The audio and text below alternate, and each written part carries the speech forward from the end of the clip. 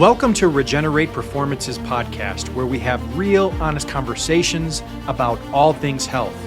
Topics covered are pain management, human movement, longevity, anti-aging, sleep optimization, hormone optimization, nutrition, fasting, exercise, and more. This podcast is designed to help you realize that you don't need to suffer from pain, disability, anxiety, or frustration. Instead, you can live a life of abundant health if you decide to make that change. And that change can start today. Welcome to the show. Okay, everybody, welcome to the show. I'm Dr. Tony Delangel coming to you from Regenerate's podcast. Now, today what we're going to do is we're going to talk about longevity.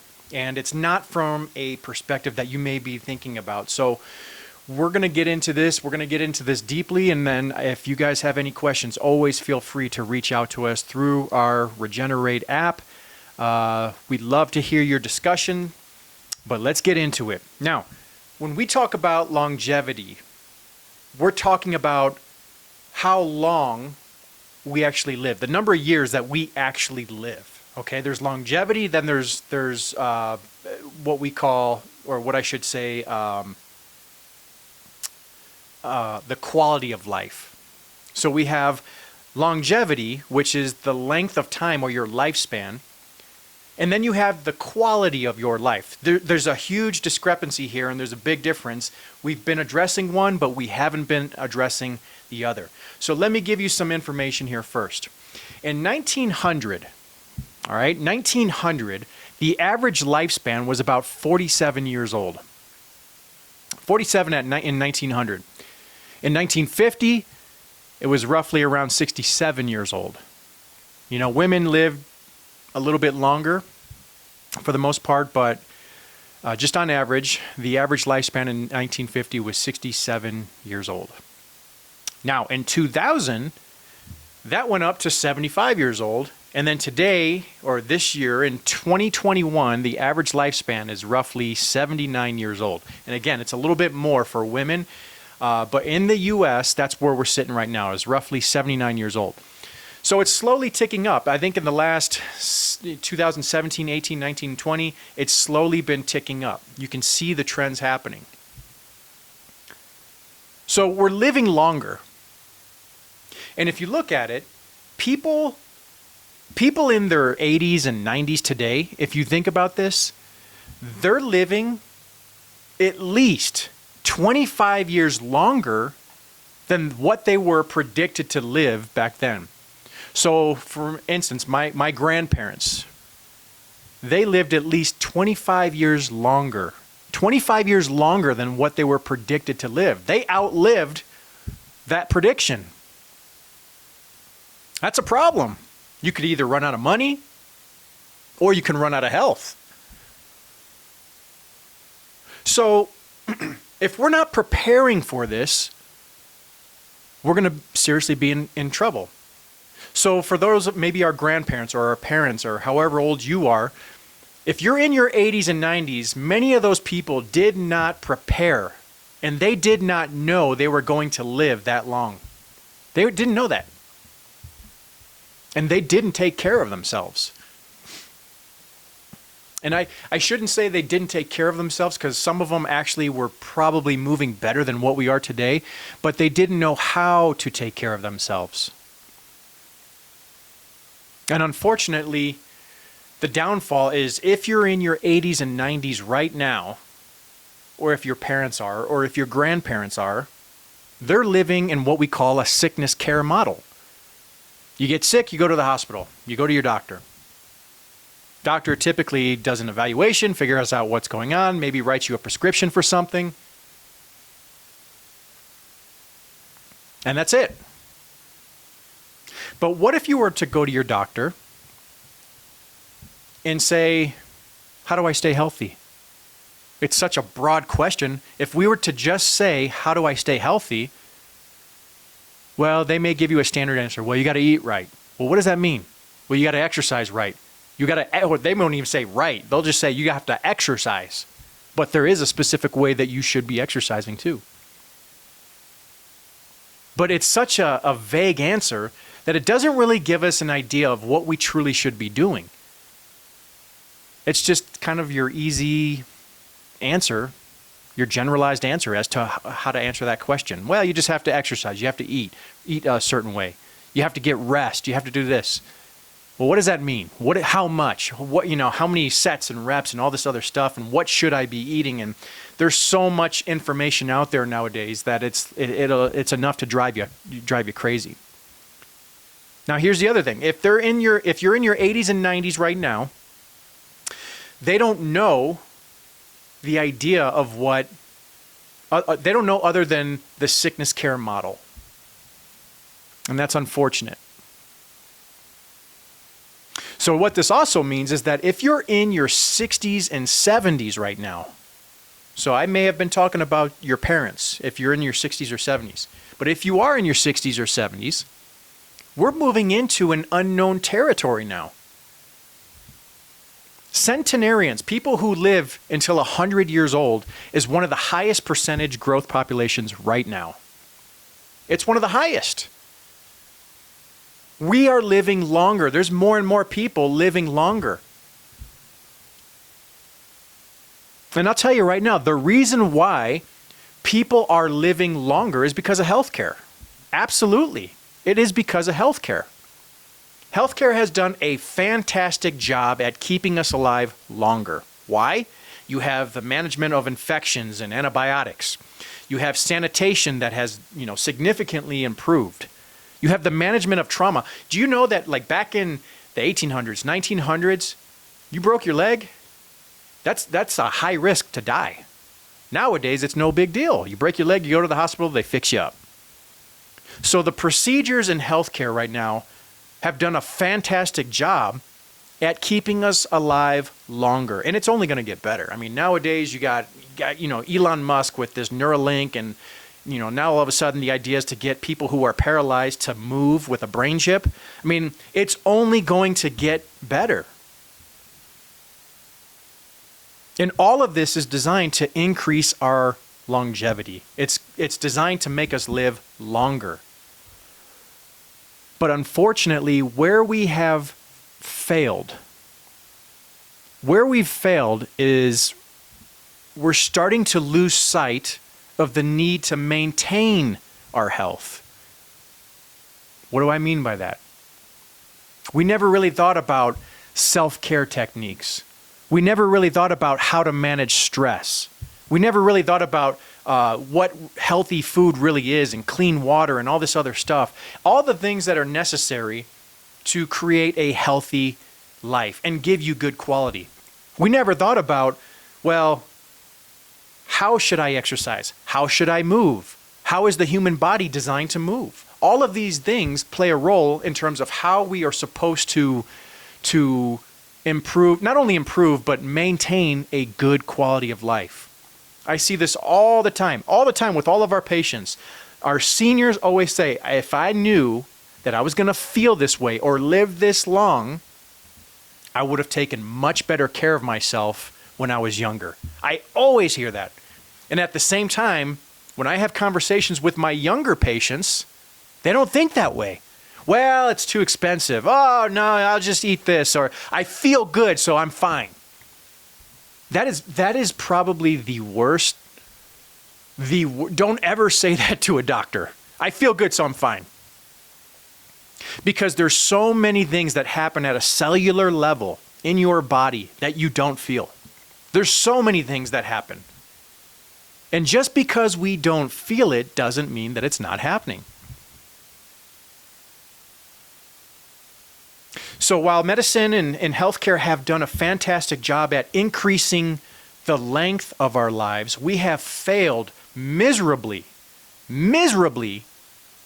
with improving the quality of our life. And that's what we're trying to do. That's the whole purpose of this app. And I would even argue that if you're in your 40s and 50s right now, you're in this territory. I think people in their 40s and 50s, they're starting to think a little bit differently now. They're starting to think, well, maybe I should take care of myself. Well, what does that entail? What do I got to do in terms of exercise? What do I got to do in terms of water? What do I have to do in terms of breathing and breathing techniques? What do I have to do to manage my stress? Because stress nowadays, especially with this whole COVID thing, is through the roof. Is absolutely through the roof. I have never seen anything in 16 years of practice. I've never seen anything like it where you had so many people under so much stress. And because we have lost the ability, or we didn't really look into maintaining our bodies and maintaining a good quality of life, now we're in this phase of what we call diseases of modern day society. Obesity, heart disease, cancer, diabetes, Parkinson's, Alzheimer's, dementia, you name it. Those are diseases of modern day society, or what we call chronic illness. We are dumping trillions of dollars into these diseases, trying to study them, trying to figure out what is the cure. When the reality is, I don't know if they want the cure. I don't know if they truly want the cure. It's big business. It's big business.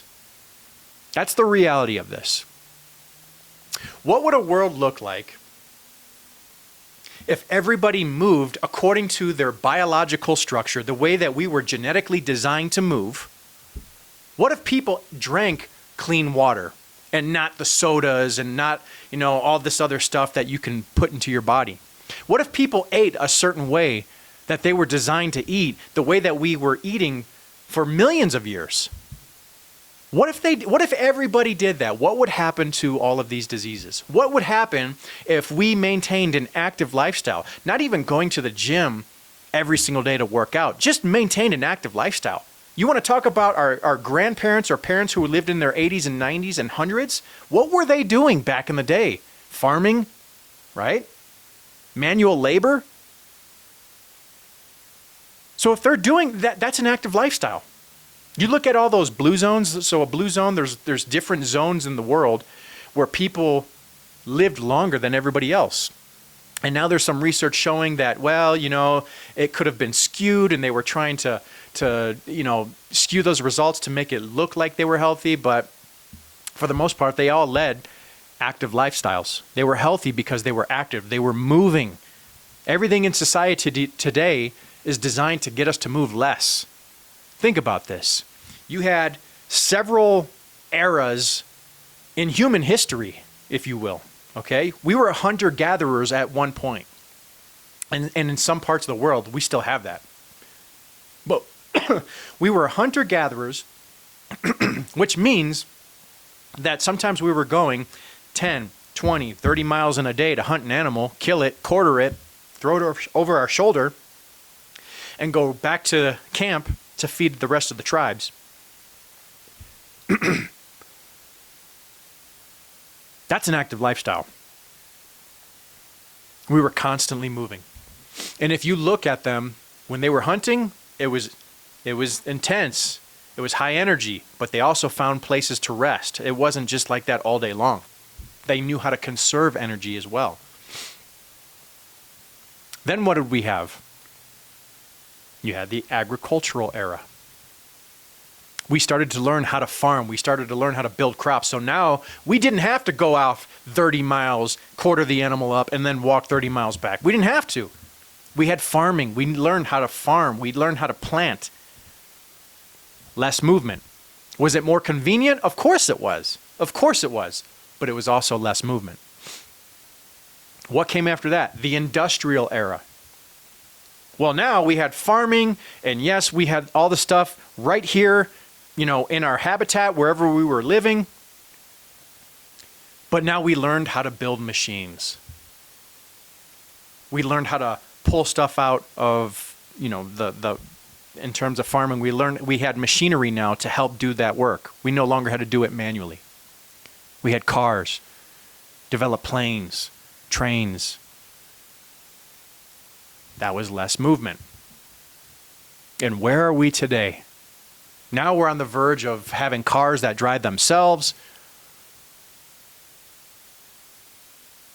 And what's crazy is we can get anything that we want by the press of a button, just through computers and technology.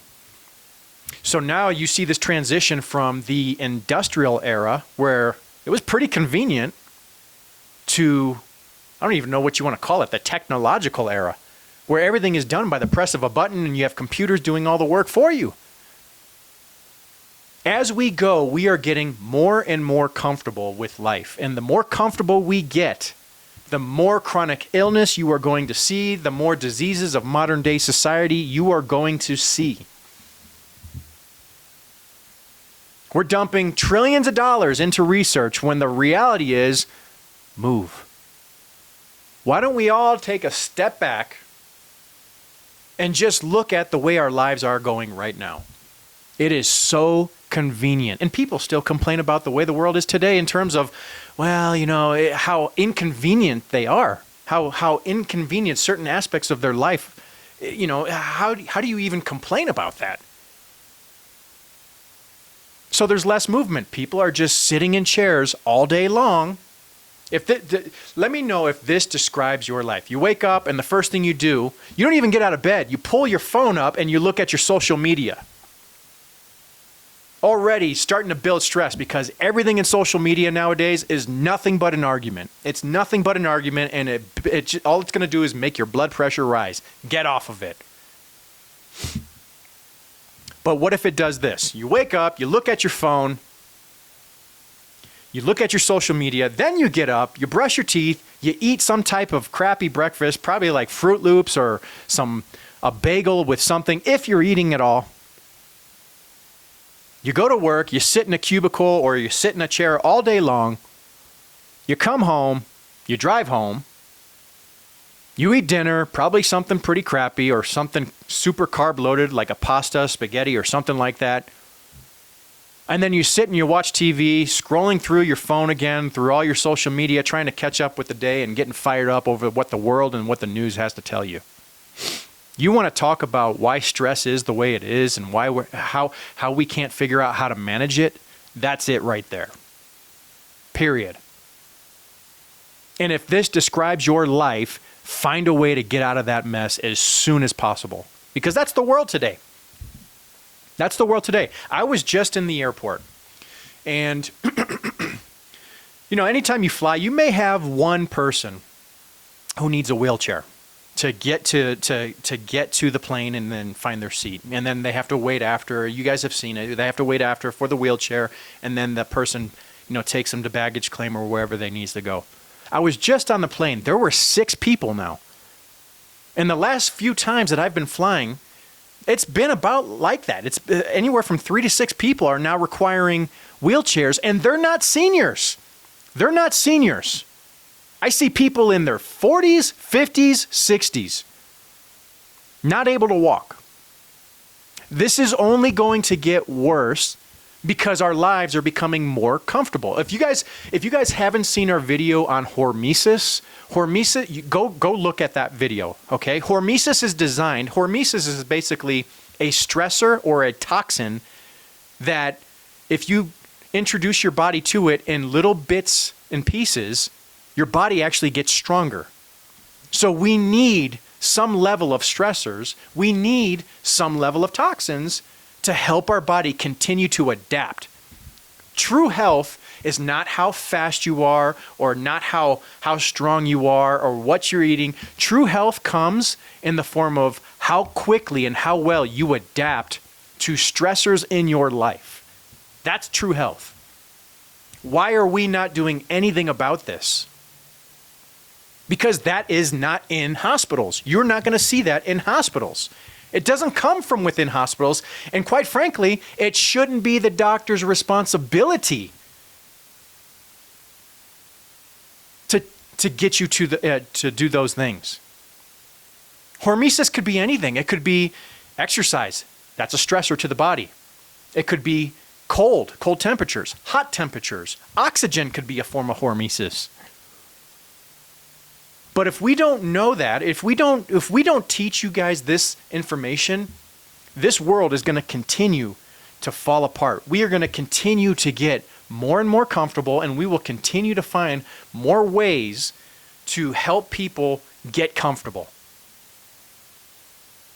There is absolutely no reason for a 30 or 40-year-old to look like they're 70 or 80 when they're walking. There's no reason for that. And when airports, you see, thousands of people. And when you see that, and when you walk through this, and everybody looks like they're kind of walking like the Walking Dead, or they're walking around with a limp, or they have a hard time getting up out of a chair, it's because we're sitting all day long. So we have to control the rate at which we age, so that way you can have a great life in your senior years, in those later years. Now, if you're in your 60s or 70s, you're seeing two things right now, okay? If you're in your 60s or 70s right now, you're either seeing your parents, who could be in their 80s or 90s or 100s, you're seeing them suffer. You're seeing the consequence of longevity without maintenance. We do a great job at longevity. We do a terrible job at maintaining our bodies, so that way we can have a good quality of life for that extended amount of time that we're living. But if you're in your 60s or 70s and you're watching your parents, I see this with our patients all the time. They come in, they're 60 or 70 years old, in that range, and they talk about their parents. Well, it's just any day that my mom or dad is going to pass away, and I thought it was yesterday he or she couldn't eat anything and was just laying in bed and couldn't even take their medication, and then the next day they were popping up and they were kind of talking like they're fading in and out. They're fading in and out. And all you can do as a child of those parents, all you can do is basically just sit back and watch helplessly as your parents lose function and quality of life. That is so frustrating. If anything, if you haven't even reached that point yet, maybe you're in your 30s or 40s, I'm telling you, this is a daily thing that we have to deal with in our office. We see those people in their 60s and 70s, tears, every single day, tears, because they have to watch their parents suffer. Yeah, they're living longer, but they're confined to a bed. They have to have somebody take them to the bathroom or shower them or bathe them. And this is the reality, it becomes a burden on the child. And no parent wants that. Me as a parent, there's no way that I would want any of my kids to watch me suffer. There's no way that I would want any of my kids to have to take me to the bathroom, bathe me, feed me, constantly check up on me. Nobody wants that. We don't want that for our kids. Why would we want them to suffer? But that's the reality of today, because we live in a sickness care model where the only time you go and seek something out for professional help in regards to your health is when you're already sick. That's the problem. You look at a car, what does a car do? Cars, at certain mileage points, at certain times, there's maintenance checks, always, boom, boom, boom. Everything is done. As long as you follow the maintenance, the longevity of the car lasts longer. It runs longer. It runs more smoothly. But with human beings, I don't understand why we don't see that.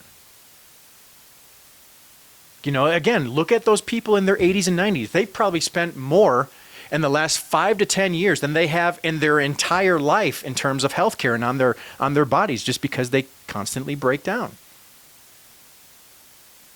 We have to find a way to stop this. We have to find a way to start focusing on the maintenance of our lives, because we're only going to last longer. Although I should say this, if we continue to live by this sickness care model, if we continue to focus on longevity and not on the maintenance that's required over the course of your life, there's going to come a point, and we're kind of teetering on that point right now, where our children will be the first generation to die before us. That's difficult to even think about. No parent should see their kids pass before them, not for health reasons. Obviously there's accidents and there's things like that, but all things being in a perfect scenario, health should never be a reason why parents see their kids pass before them. And that could be our children. So if you're in your teens, 20s, even 30s, that could be that first generation that doesn't outlive their parents if we don't change something. All these diseases of modern day society are not going anywhere. All this research is going into it, but it doesn't seem to be working. It has to come with you. It has to come within you. Nobody's going to give you a pill that gives you a better quality of life. Your biology doesn't work that way. So now we're a few decades now into this chronic illness epidemic where, obesity, diabetes, cancer, heart disease, dementia, Alzheimer's, Parkinson's. You see all these different things.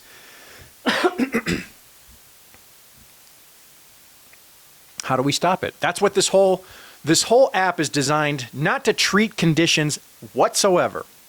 This whole app is designed to understand that there's different aspects of your life that you have to address to have a good, healthy quality of life. That's what this is about, the quality. Healthcare has done a fantastic job at longevity. Now we need to address quality. Let me give you an example here. Let's just say you got a plant. This is kind of how we operate in terms of research, and this is kind of how we operate in terms of healthcare to a degree.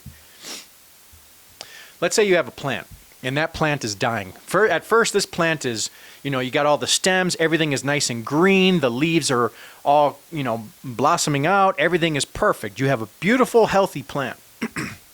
But all of a sudden, one day, that plant just starts to turn brown, it gets hard and crispy, and starts to die. How would we approach this? Well, number one, we'll say, let's just add water to it. You add some water, and let's just say 2-3 weeks later, what happens? Nothing. All you did was add water. So according to research, if we add water to this plant, it's not good. There's no positive relationship between giving water to a plant than anything else. Okay, so let's take out the water. What about sunlight? If we put that plant in the sun, would that plant start to grow? So let's just say the next 2 to 3 weeks, we just put the plant in sun. The plant's still brown after 2 to 3 weeks. Well, according to this, the sun didn't work, so, okay, now the sun doesn't improve the health of that plant. And I can go on and on. What about the soil and the nutrients in the soil? Well, let's try that. When the fact of the matter is, if you add water and sun and good soil and all of these different things, you put the plant in an environment where, oxygen and carbon dioxide are involved, and all of a sudden that plant starts to thrive. But according to research, water didn't work. According to research, the sun didn't work or the soil didn't work. Everything has to be put together. This is the way that healthcare has to work. It's not one thing. It's never going to be one thing. It's not going to be a chiropractic thing. It's not going to be a physical therapy thing. It's not going to be a medicine thing. It's not going to be a massage thing. I can go on and on and on and on. It's not going to be any of those things, but when you look at them in conjunction together, that's when you start to see whatever it is that you're trying to work on thrive. The plant will thrive when you throw in the sun and the soil and the water and the oxygen and the carbon monoxide and all these different things. That's when you see it thrive. A human being is no different. So when you guys go to a healthcare provider and you're expecting that nowadays most healthcare providers are so specialized, so we go to one. And when you're a hammer, everything else is a nail. You go to one and whatever that specialty is, they're going to say, well, this is what you need. Well, I'm a chiropractor, so if you go to the chiropractor, you just need to get an adjustment. And the PT is going to say, well, you need PT. And the MD is going to say, well, you may need this prescription. The massage therapist is going to tell you need a massage. When the reality is they're all good at certain times in terms of what you need. We just don't know. That's the whole purpose, is figure out what you need so that way the quality of your life improves for the duration of your life. So you can live an abundant life when you're in your 80s, 90s, and 100. People look at me like I'm crazy because I tell them I want to live until at least 120 years old. The human body is designed to live that long. And when you're combining all of these treatments, honestly, who cares which one is working? Because they said, well, we don't know which one worked. Does it really matter? Does it really matter if you're moving better? Does it really matter if you're not only feeling better, but your energy levels go up? And then when you look at this from a cellular standpoint, and all of a sudden you start to see, oh, wait, my mitochondrial function improved, my muscle function improved, my neurological function improved, my cardiovascular function improved, my hormonal function improved, my digestive system improved. When you look at all of this, does it really matter? And I guarantee you, most people, if they said, I just want a good quality of life where I can enjoy the quality of my life for however long I live. And if we're living longer, I want to go to the very end, however old that is, with a good quality of life. And I don't care what it takes to get better. The reality is, we're just like the plant. You need multiple things to get better and have a good quality of life. Let's not have our kids be the first generation to die before us.